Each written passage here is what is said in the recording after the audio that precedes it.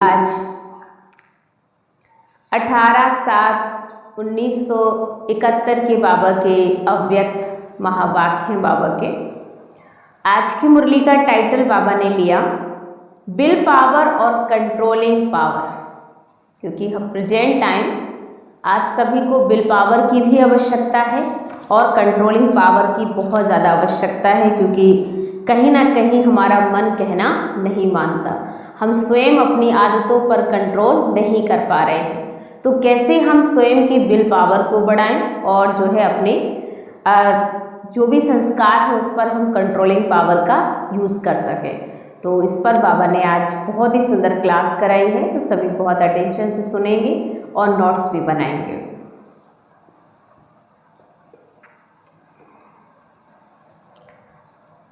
अपने अंदर will power और कंट्रोलिंग पावर दोनों ही पावर्स का अनुभव करते हो। बाबा पूछ रहे बच्चों से, एक तो विल पावर, दूसरा कंट्रोलिंग पावर, दोनों का पूरा तरह से अनुभव करते हो, क्योंकि अपने पुरुषार्थ के लिए व अन्य आत्माओं के उन्नति के लिए ये दोनों ही पावर्स अति आवश्यक है। अगर अपने में ही कंट्रोलिंग पावर और विल पावर नहीं है तो औरों को भी विल कराने की शक्ति नहीं आ सकती। अगर बाबा कहते हैं स्वयं को ही आप कंट्रोल नहीं कर पा रहे अपने ही स्वभाव, अपने ही संस्कारों को, तो औरों के लिए विल पावर की जो शक्ति है वो आप कैसे औरों से कंट्रोल करा सकोगे। औरों की जो व्यर्थ संकल्प व व्यर्थ चलन अभी तक चलती रहती है वो कंट्रोल नहीं करा सकते हो, तो विल पावर नहीं रहती है। विल पावर अर्थात जो भी कुछ किया संकल्प वाणी द्वारा व कर्म द्वारा वह सभी बाबा के आगे विल अर्थात अर्पण करते हैं। जो भी किया है वो सब कुछ बाबा के आगे अर्पण करते हैं। जैसे भक्ति मार्ग में जो भी कुछ करते हैं, खाते हैं, चलते हैं, तो कहने मात्र कहते हैं ईश्वर अर्पण, लेकिन यहाँ अभी समझते हैं कि जो भी किया वह कल्याणकारी बाबा के कल्याण के कर्तव्य प्रति विल किया। तो जितना जितना जो कुछ है वह अर्पण करते जाएंगे तो अर्पण में दर्पण बन जाता है। जो औरों को अर्पण करेगा, बाबा ने कहा जो अर्पण करता जाएगा वही अर्पण में दर्पण बन जाएगा। जिसको अर्पण किया, जिसके प्रति अर्पण किया है, वह साक्षात्कार ऐसे अर्पण से स्वतः ही सभी को होता है। तो अर्पण करके दर्पण करने का पुरुषार्थ ये हुआ विल पावर चाहिए, और दूसरा कंट्रोलिंग पावर भी बच्चों को चाहिए। विल पावर पहली, दूसरी चाहिए कंट्रोलिंग पावर। तो बाबा ने कहा जितना आप अर्पणमय होंगे उतना ही अर्पण दर्पण का रूप ले लेगा। तो बाप समझाते जिसको अर्पण किया, जिसके प्रति अर्पण किया, वह साक्षात्कार ऐसे अर्पण स्वतः ही सभी को होता है। तो अर्पण करके दर्पण करने का पुरुषार्थ यह हुआ कि विल पावर चाहिए और दूसरा कंट्रोलिंग पावर चाहिए। जहाँ जहाँ चाहे वहाँ अपने आप को अर्थात अपनी स्थिति को स्थित कर सके। ऐसे नहीं बैठे अपनी स्थिति को स्थित करने के लिए और बाबा की याद में और उसके बजाय व्यर्थ संकल्प डगमग स्थिति बन जाए।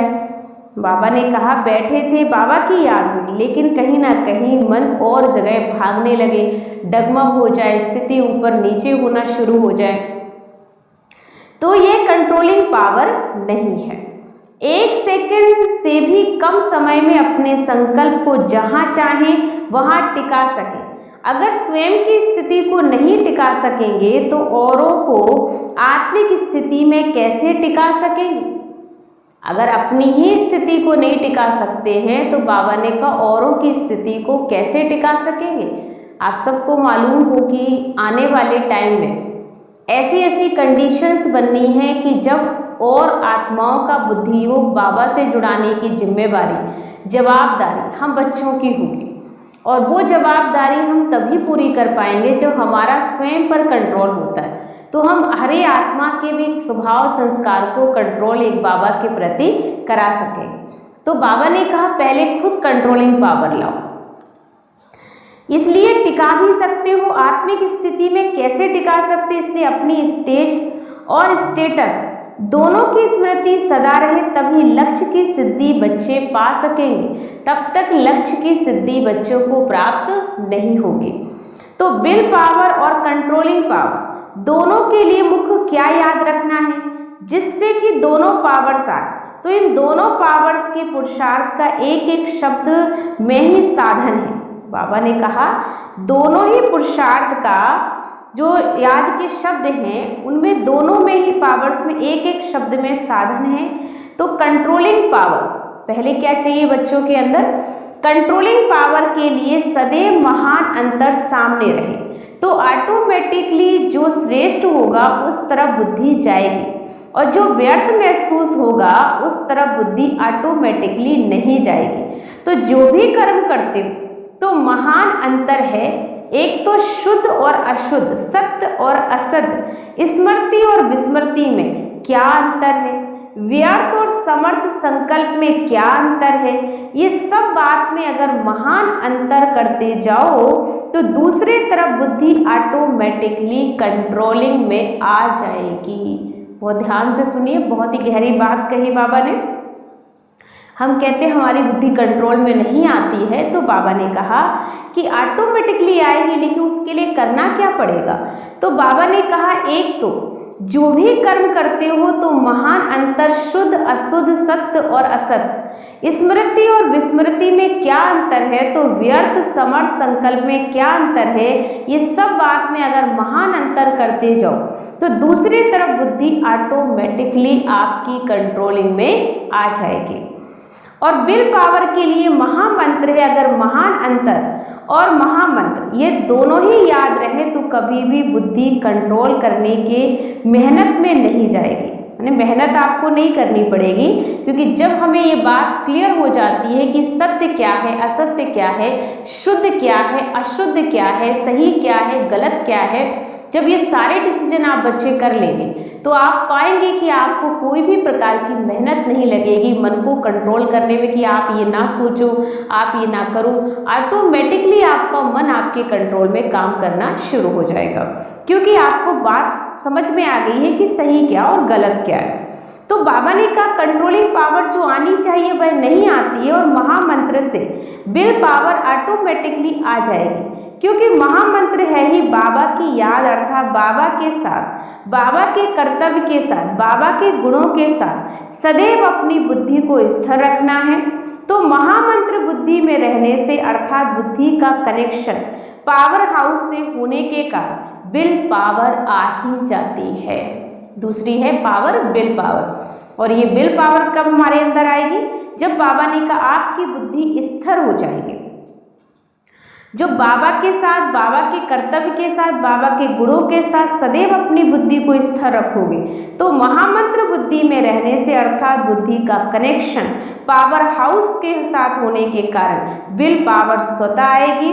तो महामंत्र और महानंतर ये दोनों ही याद रहे तो दोनों पावर सहज ही बच्चों के अंदर आ जाएंगी। उसके लिए मेहनत कम और सफलता ज़्यादा प्राप्त हो सकती है।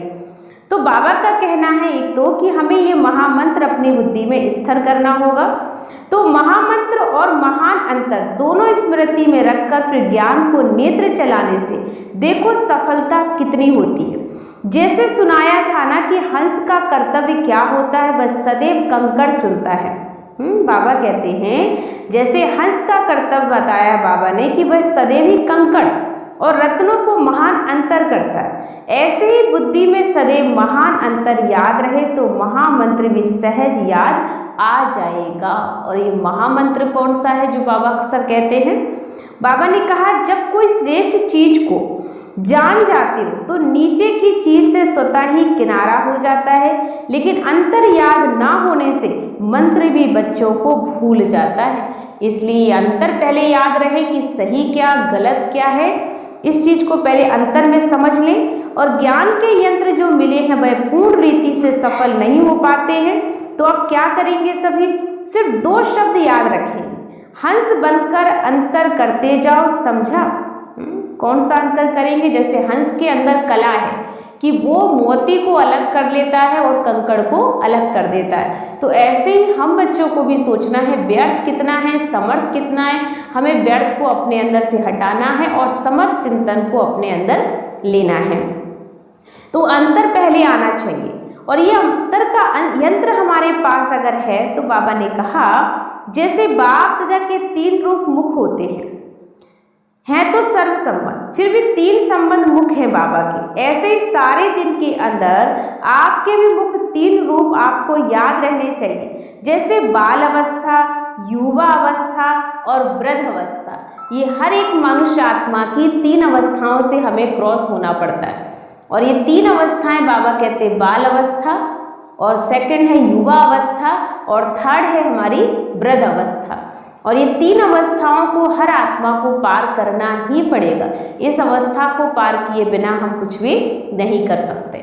तो बाबा ने कहा ये 3 अवस्थाएं सभी को पार करनी ही होती हैं, फिर मृत्यु होती है और ये चक्र चलता है।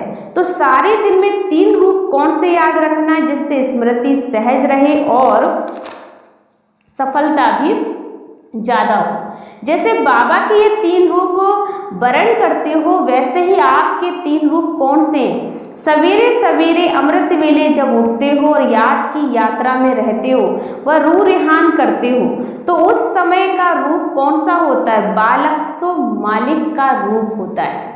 बाबा कहते हैं जब सवेरे सवेरे बाबा की याद में बैठते हो, अमृत वेले बाबा के सामने होते हो, तो आपका जो स्वरूप होता है वो बालक सो मालिक का होता है, क्योंकि उस वक्त आप बालक बनकर बाबा से मिलते हो और जब अपनी शक्ति का प्रयोग करते हो विश्व की आत्माओं को सकाश देने के लिए, तो मालिक बन करके सकाश देने का कर्तव्य शुरू हो जाता है।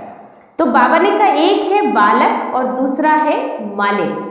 तो ये 2 रूप आपके सामने होते हैं। जब रूहान करते हो तो बालक रूप याद रहता है, और जब याद की यात्रा का अनुभव रूप बन जाते हो तो मालिकपन का रूप हो जाता है। तो अमृत वेले होता है बालक सो मालिक का रूप। फिर कौन सा रूप होता है? उसके बाद बाबा कहते हैं सुबह जब आप क्लास में आते हैं तो आपका जो रूप बदल जाता है वो गॉडली स्टूडेंट लाइफ का रूप आ जाता है, क्योंकि अमृत वेले आप पहले बालक बने, बालक बनकर बाबा से सारा वर्षा लिया, शक्ति ली, और फिर मालिक बनकर बांटना शुरू किया, और फिर स्टूडेंट बनकर क्लास में आए, बाबा से क्लास करी, तो उस समय आपका स्टूडेंट लाइफ हो जाती है। फिर तीसरा रूप होता है सेवाधारी का। जब क्लास करके जाते हैं फिर हम जो भी सेवाएं हमें बाबा ने दी हैं उन सेवाओं का विस्तार करने का काम हमारा शुरू हो जाता है। फिर अनेक आत्माओं की दुआएं कमाते हैं और अनेक आत्माओं की हम सेवा करते हैं। तो बाबा ने कहा मालिकपन का रूप होता है, तो अमृत वेले होता है बालक सो मालिकपन का रूप। फिर कौन सा रूप होता है? Godly student life. फिर तीसरा रूप सेवाधारी है। तो ये तीनों रूप सारे दिन में धारण करते कर्तव्य करते चलते हो। रूप यह 3 होते हैं। और रात को फिर कौन सा रूप होता है? अंत में रात को सोते समय स्थिति होती है अपने को चेक करने की, और साथ साथ अपने को वाणी से परे ले जाने वाली स्थिति भी होती है। उस स्थिति में स्थित हो, एक दिन को समाप्त करते हो, फिर दूसरा दिन शुरू होता है। तो वह स्थिति ऐसी होनी चाहिए जैसे नींद से इस दुनिया की कोई बात, कोई भी आवाज, कोई भी आकर्षण नहीं होता। जब अच्छी नींद में होते हो, स्वप्न की दूसरी बात है, लेकिन इस रीति सोने से पहले ऐसी स्थिति बनाकर सोना चाहिए जैसे अंत में आत्माएं जो संस्कार ले जाती है वही मर्ज होता है, फिर वही संस्कार इमर्ज होते हैं। तो इस रीति से यह भी दिन को जब समाप्त करते हो तो संस्कार न्यारे और प्यारे बन के हो गए ना, और इसी संस्कार से जो सो जाने से फिर दूसरे दिन की भी इन संस्कारों की मदद मिलती है। कहने का भाव है बाबा का कि 3 रूप तो बाबा ने क्लियर कर दिए हैं, लेकिन जो चौथा रूप है वो आपका रात में सोने वाला, और उस समय सोने के लिए भी बाबा ने कहा कि आप बिल्कुल सब चीज़ों से परे होकर के बाबा की याद की गोदी में सो जाते हो, स्वप्न से भी मुक्त हो जाते हो। लेकिन अगर बाबा कहते हैं स्वप्न आ भी जाए दूसरी बात है, पर इस रीति सोने से पहले स्थिति भी आपकी बहुत अच्छी होगी। जैसे अंत में आत्मा जो संस्कार ले जाती है वही मर्ज होता, फिर वही संस्कार इमर्ज होंगे। इस रीति ये दिन का जब दिन समाप्त हो तो संस्कार न्यारे होने चाहिए, और न्यारेपन के हो गए ना तो इसी संस्कार से जो जाने से फिर दूसरे दिन भी इन संस्कारों की मदद मिलेगी। तो इसलिए रात के समय जब दिन को समाप्त करते हो तो याद अग्नि से व स्मृति की शक्ति से पुराने खाते को समाप्त करो अथवा खत्म कर देना चाहिए, हिसाब चुकतू कर देना चाहिए। जैसे बिजनेसमैन भी अगर हिसाब किताब चुकतू ना रखते तो खाता बढ़ जाता और कर्जदार हो जाते, तो कर्ज को मर्ज कहते हैं। इस रीति से अगर सारे दिन के किए हुए कर्मों का खाता, संकल्पों का खाता भी कुछ हुआ उसको चुकतू कर दो, दूसरे दिन के लिए कुछ कर्ज रीति ना रखो, क्योंकि कर्ज होगा तो कहीं ना कहीं मर्ज भी अवश्य लगेगा। कहने का भाव बाबा का बहुत ही सुंदर है कि बच्चे कोई कर्जा नहीं रखना है। सुबह की शुरुआत से लेकर के जो भी हमारा हिसाब किताब है दिन भर का, जैसे बिजनेसमैन अपना व्यापारी जो भी होते हैं वो सभी पूरा हिसाब किताब रात में क्लियर करके दूसरे दिन के लिए कि भाई इतना घाटा या इतना फ़ायदा हुआ वो निकाला और बस स्टॉप कर दिया, फिर दूसरे दिन एक नए सिरे से काम शुरू करते हैं। तो ऐसे ही बाबा का कहना है हम बच्चों को भी रात में जब हम सोने जाए तो सब कुछ बाबा के आगे समर्पित कर दें। मुझे एक बात याद है कि दादी ही सुना रही थी क्लास में, उन्होंने कहा कि जब मैं रात में सोने जाती हूँ तो उस वक्त मैं बिल्कुल ये भाव के साथ सोती हूँ कि कल का रोल, कल की आज की जो दिन भर की एक्टिंग थी वो एक्टिंग यहाँ पर पूरी हुई, माने जो भी मेरा रोल था ड्रामा में मेरी एक्ट थी वो सारी यहाँ पर पूरी होती है आज की रात में, और कल जो भी बाबा मुझे रोल देगा, जो भी मेरे काम देगा, तो कल की शुरुआत हम कल करेंगे। आज का पार्ट यहीं पर ख़त्म होता है। और इसीलिए जब मैं सोने जाती हूँ तो उस वक्त मैं पूरा सब कुछ क्लियर करके बाबा को सौंप करके हल्की होकर सोती हूँ कि मतलब अब मेरी फिल्म आज यहाँ पर ही स्टॉप होती है। अब कल क्या होगा कैसे होगा मैं इस पर नहीं सोचती हूँ, कल जो दिया जाएगा बाबा मुझे जो समझेगा सेवा मैं उसमें तैयार हूँ। तो जब हम रात में फ्री होकर के क्लियर करके सोते हैं तो नींद बहुत अच्छी आती है और इसलिए बिल्कुल निश्चिंत रहते हैं। लेकिन कई बार हम क्या करते हैं कि कल जो आने वाला रोल है उस रोल को ले करके हम रात में सो जाते हैं, कल क्या होगा, कैसा होगा, दिन कैसा व्यतीत होगा, क्या होने वाला है, वो सारा बोझ ले करके हम पीछे का तो है ही और आज का भी जो कल आने वाला उसका भी टेंशन लेकर सो जाते हैं। तो इस कारण से फिर नींद भी अच्छी नहीं आती हमें। एक तो भारीपन रहता है, मन भी उदास रहेगा, और भारीपन में जब हम सोएंगे तो हमें कहीं ना कहीं अपने आप में जो भी सुबह सुबह वो एनर्जी महसूस नहीं होती है और बाबा से मिलन का आनंद भी नहीं मिलेगा। और दूसरे दिन का जो रोल प्ले करना है उसके अंदर वो शक्ति नहीं है, क्योंकि रात में ही हम भारी होकर सोए हैं। तो सुबह जब उठेंगे दूसरा रोल दिया जाएगा, उसे फेस कैसे करेंगे? उसे करने के लिए रिफ्रेश होना ज़रूरी है ना। एक नई एक्टिंग की यात्रा पे निकलना है तो रात भर का सोना बहुत ज़रूरी है। तो बहुत अच्छी चीज़ आज बाबा ने सिखा दी है कि रात में जब सोने जाना है तो पूरा ये समझो कि आज की फिल्म यहीं पर पूरी होती है, बस यहीं फिनिश, बाबा को सारा हिसाब दे दिया, क्लियर करके आराम से बाबा की गोदी में सो जाना है। फिर सुबह उठेंगे एक नई शुरुआत के साथ काम करेंगे। तो बाबा ने कहा बच्चों को ये चिंतन रहना चाहिए स्मृति में कि कोई भी अगर हमने कर्ज रखा तो मर्ज बन जाएगा, क्योंकि कर्जा हमेशा ही मर्ज का रूप धारण करता है। तो हमें किसी भी प्रकार का कोई भी कर्जा नहीं रखना है, तो नहीं तो वही मर्ज का रूप में बुद्धि को कमजोर कर देता है।